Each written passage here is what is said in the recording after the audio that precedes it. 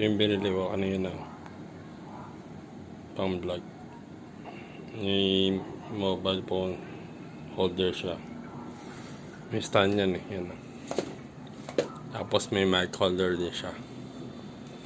Ang vlog talaga siya. Itong mic na to, ang purpose ko rito.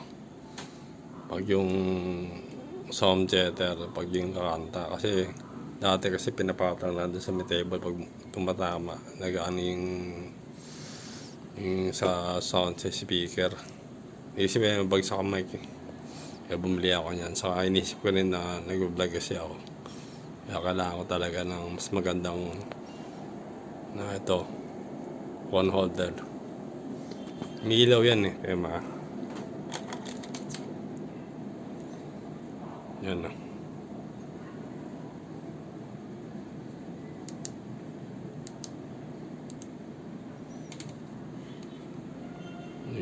Ano yan, switch.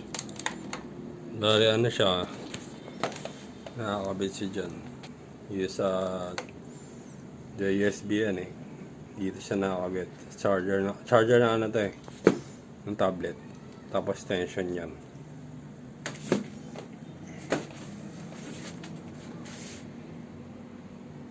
Yan siya.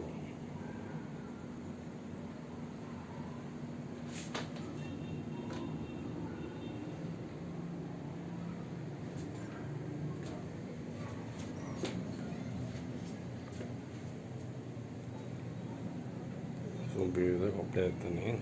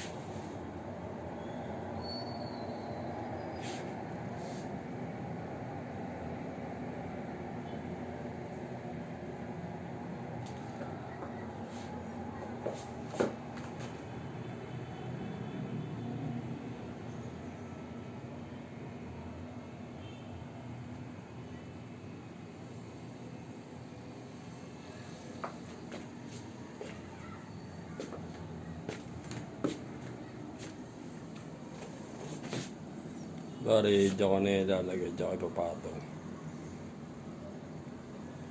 Pag mag-vlog ako, bari dito na ako mag-vlog. Tapos pag kailangan naman yung visitor, kunyari, ngayon gusto ko manta rin sa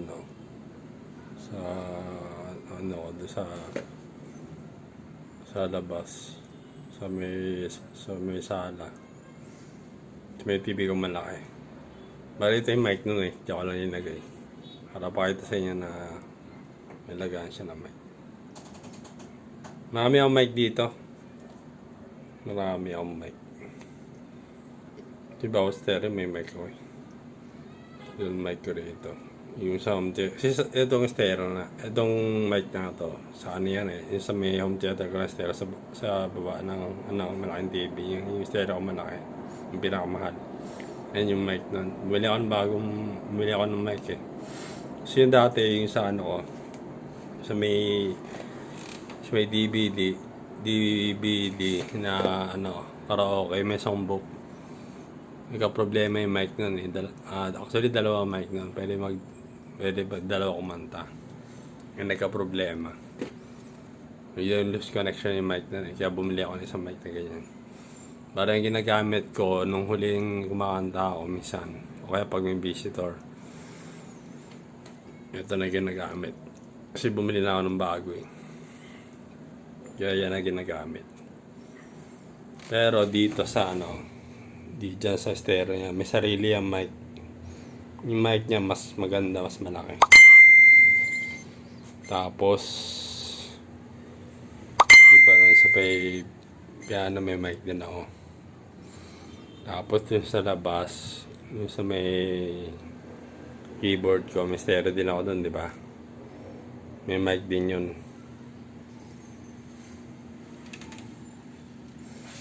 Bali ang talagang ginagamit kong mic nga ito. Hindi ko pa nasubukan gamitin eh. Pero yung mic dyan, tingin ko mas mahal yan eh. Kasi yan eh, kasama dyan. Ito kasi, universal. Binili ko lang ito, isang peraso. Hindi ko, nalimutan ko ng magkano bili ko rito eh. Pero maganda rin to, high quality rin. Mas mahal nga lang yun dito sa may dyan.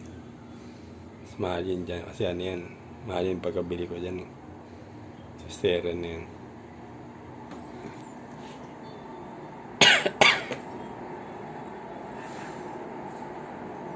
Saka ito mo to. Dalawa yung kabitan, dalawa yung phone holder. Pwede pag patagilid, pwede patayo yung phone. Saka pwede rin kasi kasi diba ito yung ginagamit ko mostly ito yung ginagamit ko pag may kausap ako sa TikTok. Pag kausap ko si Angel Peña or kausap mo yung friend sa TikTok. O kaya yung mga friend ko, diyan ko pinapatong yung cellphone. Pag may tumatawag sa akin mga friend, video call, diyan ko pinapatong. Ang problema ko kasi pag nag-vlog ako dati, nayanan ko pa yung kay Angel. Bumili na ako ng sarili yung ganito. Si Misha, hinahanap ko pa yung mga phone holder na tinatago nila. Nalagay niya sa kabilang kwarto. Kaya bumili na ako ng ganito. Para hindi na ako mangyayarap. At least may sarili na ako. Ito pag hindi ako mag-vlog, dito ako ipapatong. Mag-vlog ako, dito ko ilalagay sa cellphone. Pero purpose ng patayo, sa patagilid. Pero pag kasi, ang mag-vlog kasi pag gusto mo ng widescreen, pag gusto mo talaga makunan yung buong TV na buo, ang cellphone dapat pahabang ganyan. Kasi pag patayo, kuha sa TV nun, patayo rin. Dapat pag ganun. Para pag pinanood sa TV, maganda. Ito mo yung vlog ko ngayon, yung kanina. Nagpunta ako ng 999 sa Tutuban. Ganda na pagka-vlog ko, bumbuo yung was TV, di ba? Kasi pag mag-vlog kayo, dapat kasi yung kamay nyo, kasi dapat maganda yung pagkahawak sa kamay para hindi nanginginig. Meron din ako pang vlog dito pakita ko sa inyo.